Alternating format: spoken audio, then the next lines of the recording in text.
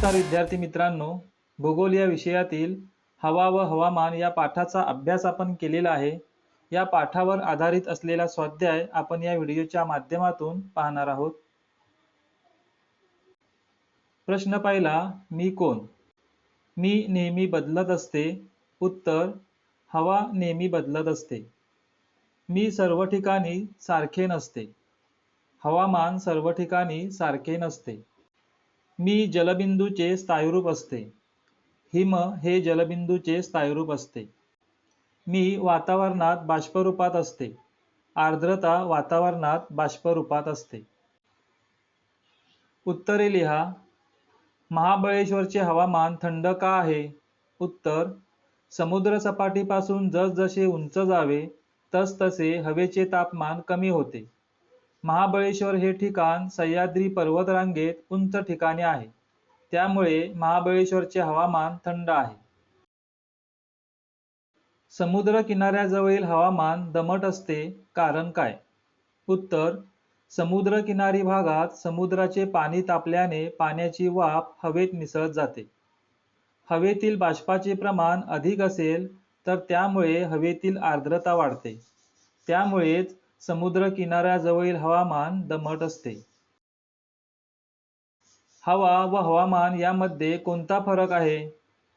उत्तर, एखाद्या ठिकाणची विशिष्ट वेळेला असणारी वातावरणाची अल्पकालीन स्थिती म्हणजे हवा होय.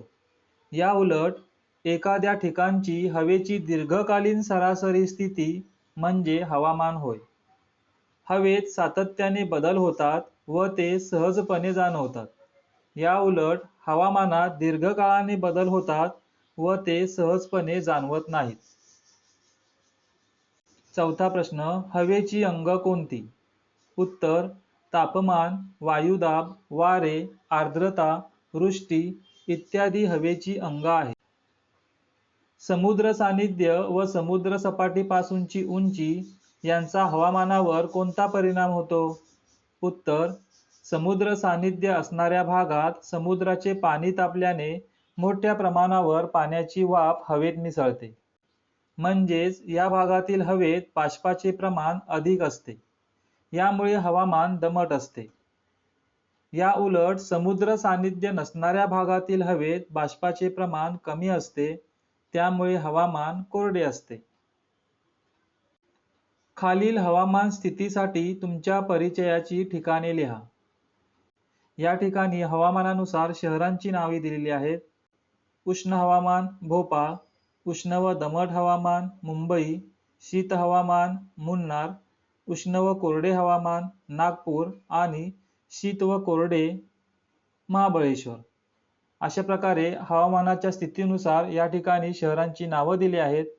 आणखी काही शहरांचा किंवा ठिकाणांचा तुम्ही यामध्ये समावेश करू शकता. पुढील तक्ता पूर्ण करा. हवा व हवामान असे दोन भाग या तक्त्यामध्ये केलेले आहेत. वातावरणाची अल्पकालीन स्थिती म्हणजे हवा, वातावरणाची दीर्घकालीन स्थिती म्हणजे हवामान. हवेत सातत्याने बदल होतात.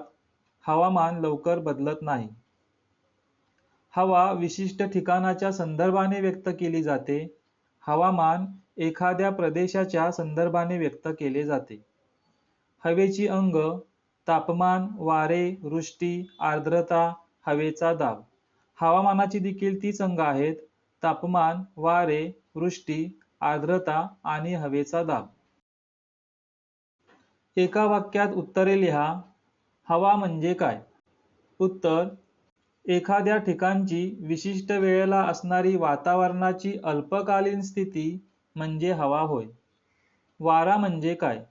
उत्तर, जास्त वायुदाबाकडून कमी वायुदाबाकडे क्षितिज समांतर दिशेत वाहणारी हवा म्हणजे वारा होय. वृष्टी म्हणजे काय?